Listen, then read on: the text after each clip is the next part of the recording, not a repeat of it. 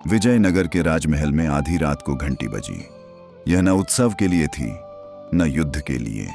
यह घंटी इसलिए बजी क्योंकि राजा कृष्णदेवराय की नींद उड़ चुकी थी। राजकोष से एक अमूल्य पन्ना गायब हो चुका था। पहरेदार अपनी तलवारों की कसम खा रहे थे, मंत्री भाग्य को दोष दे रहे थे और महल की दीवारों में डर रेंगने लगा था। सूरज उगने से पहले किसी निर्दोष का सिर कट सकता था और उसी समय नगर के किसी कोने में तेनालीराम मुस्कुरा रहे थे, जैसे रात ने ही उन्हें सच बता दिया हो। सोने सा चमकता विजयनगर साम्राज्य। विजयनगर केवल एक राज्य नहीं था, वह पत्थरों पर टिकी हुई एक जीवित कल्पना थी। बाजारों में रेशम और मसालों की भरमार थी। विद्वान वटवृक्षों के नीचे शास्त्रार्थ करते थे और मंदिरों में ज्ञान गूंजता था। इस वैभव के केंद्र में थे राजा कृष्णदेवराय, जिन्हें जनता प्रेम करती थी और अन्याय उनसे कांपता था। उनके स्वर्ण सिंहासन के पास खड़े रहते थे अष्टदिग्गज, 8 महान विद्वान। पर जब सभा में भ्रम छा जाता था, तब सबकी निगाहें एक ही व्यक्ति पर टिक जाती थीं, तेनालीराम।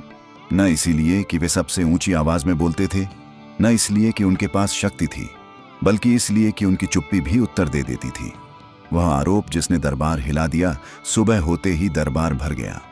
पन्ना गायब था। शक गया राघव पर, जो एक साधारण कोष सहायक था। उसका अपराध बस इतना था कि उसे आखिरी बार तिजोरी के पास देखा गया था।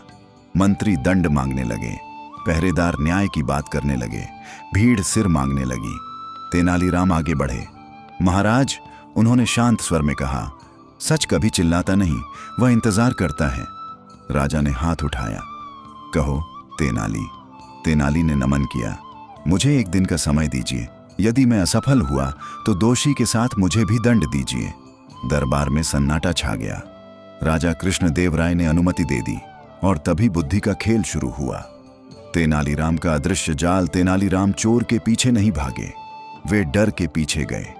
उन्होंने कोष का निरीक्षण किया, पहरेदारों की प्रशंसा की, कर्मचारियों से हंसी मजाक किया और बिना कारण जोर से हंसते रहे।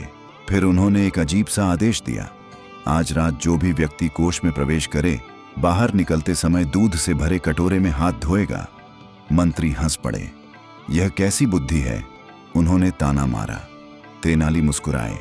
दूध वो याद रखता है जो हाथ भूल जाते हैं। उस रात एक व्यक्ति ने कटोरे से हाथ धोने से परहेज किया। सुबह होते ही दूध में हल्की हरी चमक दिखाई दी। पन्ने की धूल झूठ नहीं बोलती।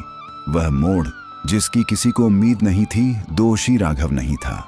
दोषी था एक वरिष्ठ मंत्री, जिसकी आंखों पर लालच की पट्टी बंधी हुई थी। दरबार स्तब्ध रह गया।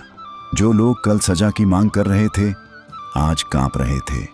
मंत्री घुटनों के बल गिर पड़ा और सब कुछ स्वीकार कर लिया। राजा कृष्णदेवराय खड़े हुए। उनके मुकुट का भार और भी भारी लग रहा था। तेनालीराम, राजा बोले, आज तुमने केवल एक व्यक्ति को नहीं, बल्कि न्याय को बचाया है। तेनाली ने उत्तर दिया, नहीं महाराज, मैंने तो बस न्याय को उसकी जगह याद दिलाई है। विजयनगर बुद्धि से क्यों अडिग रहा? विजयनगर की शक्ति उसकी दीवारों में थी, उसकी समृद्धि उसके व्यापार में थी, पर उसकी अमृता थी तेनालीराम जैसे मस्तिष्कों में। उन्होंने सिखाया कि बुद्धि घमंड को पराजित कर देती है, कि सत्य को समय चाहिए और यह कि हंसी तलवार से भी तेज हो सकती है। आज सदियों बीत जाने के बाद भी जब साम्राज्य मिट जाते हैं और नाम धुंधले पड़ जाते हैं, तेनालीराम आज भी जीवित हैं। कहानियों में, मुस्कानों में और हर उस क्षण में जब चतुराई बुराई को मात देती है। अंतिम बात जो मन में रह जाती है, शक्ति राज्य पर शासन करती है, लेकिन बुद्धि समय पर शासन करती है। और विजयनगर के स्वर्ण दरबार में तेनालीराम ने सिद्ध कर दिया कि सबसे बड़ा खजाना हमेशा तीक्ष्ण मस्तिष्क ही होता है।